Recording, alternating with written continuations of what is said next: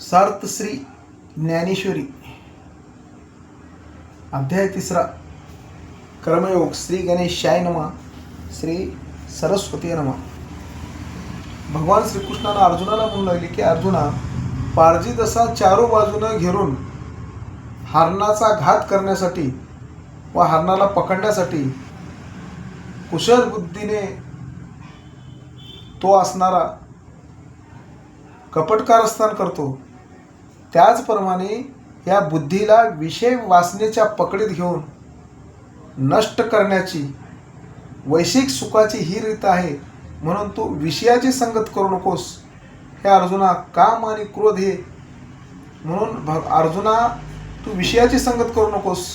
हे संसार हे विषय फार आहे ते तरुण जाण्यासाठी, आणि संसार तरुण जाण्यासाठी फक्त भगवंताचं नामस्मरण आणि स्वधर्म यज्ञच उपयोगाचा आहे. म्हणून तू युद्धाला तयार व्हा आणि स्वधर्मनी वाग आणि चांगलं कर्म कर. म्हणून माणसाला काम आणि क्रोध हे परमार्थ कल्याण साधण्याच्या कामी घातक आहे ते जाणून घे. आणि काम आणि क्रोध परमार्थाचं कल्याण होत असेल तर हे दोन जर मध्ये अडथळे आले तर परमार्थ करण्याला खूप घातक आहेत म्हणलं. म्हणून ह्याकरता तुला सांगतो की ह्या काम क्रोधाचा थारा मनामध्ये सुद्धा आणू नको, त्याला जवळ येऊन देऊ नको. आणि काम क्रोधाला आणि त्याचं स्मरण मनामध्ये सुद्धा करू नको. कारण सौधर्माबद्दल जे अनुसंधान आहे आणि ते सौधर्माबद्दल चालण्यासाठी ते कोणतंही आहे ते तू मन विचलित होऊन देऊ नको. फक्त सौधर्मानुसार चाल.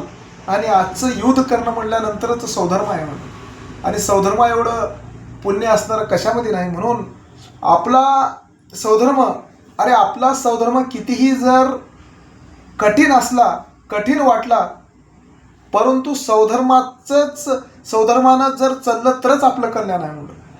आणि आपला सौधर्म आणि आपला दुसऱ्याचा धर्म कितीही चांगला वाटला तरी आपण आपल्या सौधर्माप्रमाणे ठाम आचरण करावे आणि सौधर्माप्रमाणे चालावे तरच पुण्य आहे म्हणलं. मला असे सांग, एखाद्या शूद्राच्या घरी म्हणजे जे मांस भक्षण करणारा व्यक्ती आहे त्याच्या घरी भगवान श्रीकृष्णाने अर्जुनाला म्हणू लागले की एखाद्या शूद्राच्या घरी तो मांस भक्षण करतो, मद्यप्राशन करतो, अशांच्या घरी मधुर चवीचे पक्वान्ने 16 प्रकारचे अन्न तयार होत म्हणून. मग 16 प्रकारचं अन्न तयार जर झालेलं असेल, मग त्या ठिकाणी एखादा दरिद्री ब्राह्मण जाऊन त्या ठिकाणी सेवन करतो का?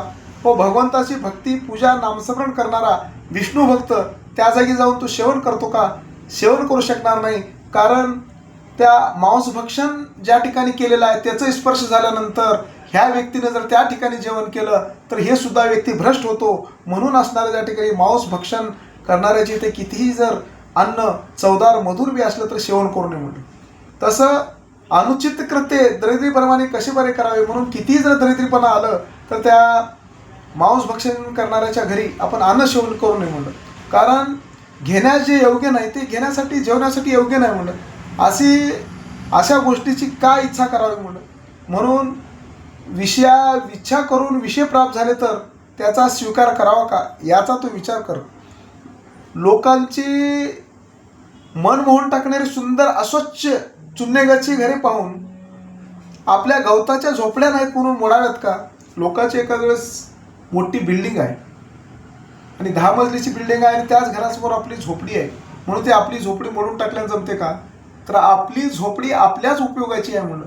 ते दुसऱ्याचं मोठं घर आपलं 10 मजली उपयोगाचं नाही. तसं आपला सौधर्म कितीही कठीण असला तरी आपला सौधर्म आपल्यालाच उपयोगाचा आहे. म्हणून आपण या जन्माला आल्यानंतर सौधर्मानं चालावं. म्हणून तू युद्ध कर, हातामध्ये धनुष्यबाण घे आणि युद्ध करणं म्हणजे सौधर्म आहे असे भगवान श्रीकृष्णाने अर्जुनाने म्हणू लागले. आणि दुसरं उदाहरण देऊ लागले की अशा अर्जुना, आपली धर्मपत्नी कितीही जर बघायला कुरूप असली तरी धर्मशास्त्राप्रमाणे तिच्याची संगत करणे हितावह असते. तसंच असणारा आपली पत्नी बघायला कितीही जर वाईट असली, कुरूप असली, चेहरा तिचा सुंदरही नसला, पण आपल्या धर्मपत्नीचा स्वीकार करणं आणि आपल्या धर्मपत्नी बरोबर असणार त्या ठिकाणी संसार करणं, तिची संगतच आपल्याला हिताची आहे म्हणून. आणि दुसऱ्याची परिस्थिती जर सुंदर असेल तर तिच्यावर नजर ठेवणं म्हणजे महान पाप आहे म्हणून सौधर्माचे आचरण करताना कितीही संकटे आले तरी चालेल, परंतु माणसानं सौधर्माचं कितीही कष्ट झालं तरी चालेल आणि परलोकामध्ये आणि कितीही कष्ट झाले तरी चालेल, पण सौधर्मानुसारच चाललं पाहिजे म्हणून. हे सौधर्म सुख स्वर्ग लोकाला गेल्यानंतर सुख देतो आणि आपला विहित असा सौधर्मच आहे म्हणून परलोकामध्ये सुख देणार आहे. अरे म्हणून साखर दूध यांची गोडी सारखीच आहे, परंतु जंत विकाराला ते घातक आहे. असे असताना जंताच्या रोगाने ती कशी सेवन करावीत. साखर कितीही जर गोड असली, दूध कितीही गोड असलं, तर ज्याला जंताचा रोग झालेला आहे त्याला दिल्यानंतर ते घातक आहे म्हणलं, रोग वाढेल म्हणलं. तसंच असणारा तरीसुद्धा तो जंतविकारी दूध साखरे सेवन करील तर त्याचा केवळ हट्टच होईल, कारण दूध आणि साखर सेवन केल्यानंतर त्याला सुख तर मिळणारच नाही, उलटा दुःख मिळतो म्हणून त्याला त्याची बिमारी जास्त होते. म्हणून आपल्या हिताचाच विचार करायचा असेल तर इतरांना जे कर्म उचित आपल्याला अनुचित असेल तर ते करू नये म्हणून. आपल्या हिताला जे कर्म आपल्या हितासाठी जे कर्म चांगलं आहे आणि दुसऱ्यासाठी जर अनुचित असेल तर ते करू नये म्हणून. तसं सौधर्माचं आचरण करीत असताना एखाद्या वेळेस जीव गेलं तरी चालेल, परंतु त्याला परलोकामध्ये चांगलाच सुख मिळतो म्हणलं. म्हणून आपलं जीव गेलं तर चालेल, पण सौधर्मानुसारच चालावं म्हणलं. असे सर्वात देव परमश्रेष्ठ असलेले श्रीकृष्ण जेव्हा अर्जुनाला सांगितले तेव्हा अर्जुन म्हणू लागला की देवा, माझी एक विनंती आहे, तुम्ही ऐका म्हणून. तुम्ही सांगितले, मी ते सर्व मनपूर्वक ऐकलो, तरी पण माझ्या मनात एक शंका आहे, ते विचारतो म्हणलं. असे अर्जुन श्रीकृष्णाला म्हणाले, देवा असे का घडते, जे शहाणे पुरुष आपल्या वर्तीनुसार भ्रष्ट होऊन, शहाणे पुरुषांनाच असणाऱ्या ज्ञानी लोकांनाच आपल्या वृत्तीपासून भ्रष्ट होऊन सन्मार्ग सोडून आडमार्गानं जातात आणि भरकटताना दिसतात. हे सर्व त्यांना माहीत असून सुद्धा, त्यावरचे पर्यायही त्यांना माहीत असताना सुद्धा, आणि त्यात जे काय करावं, घेवावं काय, घेऊ नये काय, पाप काय, पुण्य काय, स्वीकारावं काय, स्वीकारू नये काय, हे उत्तम कळत असताना सुद्धा ते परधर्माकडे का प्रवर्त होतात आणि या ईश्वर धर्माकडे का येत नाहीत, हे मला काही समजत नाही. असे अर्जुनानं भगवान श्रीकृष्णाला म्हणू लागले. जन्मांधाला धान्य आणि भूस यांना वेगळे करणे जमत नाही, त्याप्रमाणे डोळसाला देखील त्यातील भेद कळत नाही, असे का होते. म्हणून अर्जुन म्हणू लागले की देवा, आंधळ्याला जर पुढं धान्य पुढे ठेवलेलं आहे, त्याच्यातलं भूस कोणता आहे आणि धान्य कोणतं आहे हे त्याला वेगळं करणं जमत नाही. तसं म्हणलं, डोळ्याने ज्ञानी असून सुद्धा आणि तो असणारा जो आणि परधर्माकडे परवर्त करतो, हे मला काही कळत नाही. म्हणलं परधर्माकडेच का जातो, एवढं डोळसा असताना सुद्धा, एवढं ज्ञानी असताना सुद्धा, असं भगवान अर्जुनानं श्रीकृष्णाला म्हणू लागले. जो संसाराचा त्याग करतात, पुन्हा ते संसारात येऊन पुन्हा स्त्री पुत्रांचा, मुलांचा, सर्वाचा संग करून तृप्त होतात आणि पुन्हा ते सर्वस्वाचा त्याग करून वनांत राहतात, तेच पुन्हा मनुष्यवस्थेत येऊन राहतात. पापकर्मे चुकण्यासाठी लपून बसतात, त्यापासून दूर पळतात, तेच पुन्हा पापाचरण करण्याला आणि तेच पाप करण्याला पुन्हा प्रवृत्त होतात. म्हणून ज्याच्या पापापासून तिटकारा करतात आणि तेच आहे ते ध्यास घेऊन बसतात म्हणलं आणि पाप करू लागतात म्हणलं, आणि ज्यांना टाळण्याचा प्रयत्न करावा तेच आपल्याला नेमके शोधी देते म्हणलं. तर अशा प्रकारे पाप करण्याविषयी ज्ञानी पुरुषावर बळजबरी केली जाते. तर हा कोणाचा आग्रह आहे, ज्ञानी पुरुषावर पाप करण्याचा बळजबरी आग्रह केले जाते, तर हे कोणाचा एवढं पराक्रम आहे म्हणलं, हे श्रीकृष्णा कृपा करून मला सांग, असे अर्जुन म्हणाला. तेव्हा अशा हृदयाच्या कमलामध्ये राहणारा भगवान श्रीकृष्णानं निष्काम मनातील कामना असलेल्या श्रीकृष्णाला म्हणाला की निष्कामपणाने तुला या प्रश्नाचे समाधान करणारे उत्तर सांगतो, ऐक म्हणलं. तर असे पहा की काम आणि क्रोध असे आहेत की ज्यांच्या ठिकाणी काम क्रोधापाशी अंशमात्र सुद्धा दया आणि बुद्धी नाही, केवळ ते काळाप्रमाणे यमाप्रमाणे निष्ठुर आहेत म्हणून. ते ज्ञानरूपी ठेव्यावर वेटाळून बसलेले महासर्प आहेत म्हणून, विश्वरूपी गुहेतील वाघ आहेत आणि ईश्वर भक्तीच्या मार्गावरील घात करणारे मांग आहेत म्हणून. हे देहरूपी किल्ल्याचे दगड आहेत, काम आणि क्रोध, आणि इंद्रियरूपी गावाची तटबंदी आहे. यांच्या अविवेकी रूपाचे दडपण साऱ्या जगावर पडलेले आहे. हे रजोगुणाने व्यापलेल्या मनाचे मूलतः आसुरी प्रवृत्तीच्या आकाराचे आहेत. काम क्रोधाचे पालन पोषण अविद्येने केलेले आहे म्हणून हे रजोगुणापासून निर्माण झाले आणि ते तमोगुणाला विशेष प्रिय आहेत म्हणून तमोगुणाने प्रमाद आणि मोह हे आपले स्वभाव धर्म त्यांना बहाल केले आहेत. मृत्यूच्या नगरीमध्ये यांना प्रतिष्ठित मानले जाते, कारण हे काम क्रोध पुरा जीवाचे वैरी आहेत. त्यांची भूक जेव्हा खाण्याच्या इच्छेने पेटते तेव्हा त्यांच्या एका घासाला विश्वसुद्धा पुरत नाही.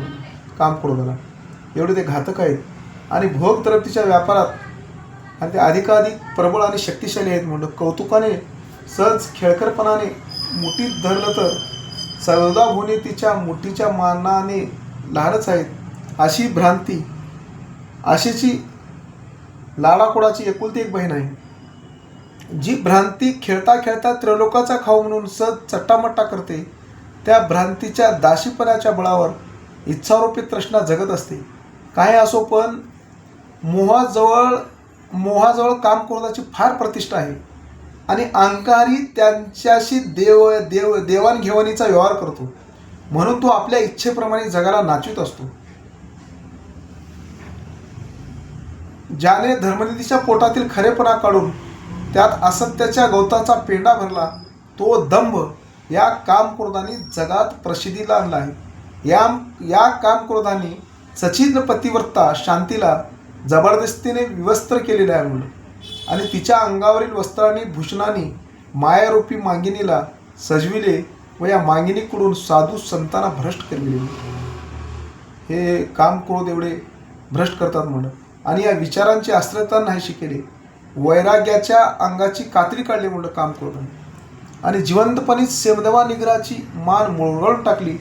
याने संतोष वनांची पुन्हा चांगल्या संतोषवनाची मोडतोड केली आणि धैर्याची किल्ले पाडून टाकले, आनंदाची कोळे रोपे उपडून टाकली.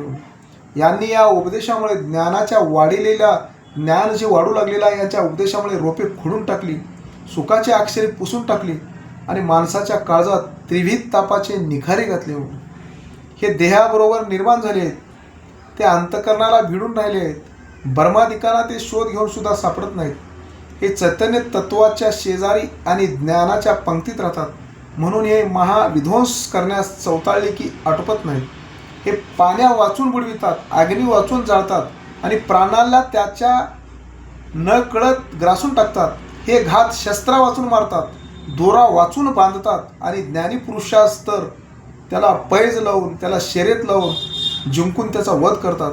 हे चिखलाशिवाय ऋतवितात, पाशा वाचून जकडतात आणि सर्वांच्या आत खोलपणाने राहत असल्यामुळे कोणालाही वश होत नाही. ज्याप्रमाणे सर्पचंदनाच्या मुळीला विटाळून घेतात किंवा गर्भात असलेल्या जीवाला गर्भाशयाची खोळ असते, अथवा परभे वाचून सूर्य दिसू शकत नाही आणि धुवाशिवाय अग्नी दिसू शकत नाही आणि धुळीशिवाय आरसा कधी आढळत नाही, त्याप्रमाणे काम क्रोधा वाचून एकटे ज्ञान कोणत्याही जीवाची ठिकाणी आम्हाला दिसत नाही. ज्ञान म्हणल्यावर काम क्रोध राहणारच आहे. त्याप्रमाणे बी सालपटासह निर्माण होते, त्याप्रमाणे ज्ञान हे ब्रह्मस्वरूप असल्याने शुद्धच आहे, परंतु या काम क्रोधांनी झाकले आहे म्हणून ते प्राप्तीसाठी दुर्लभ होऊन राहिले आहे. पहिले काम क्रोधाचा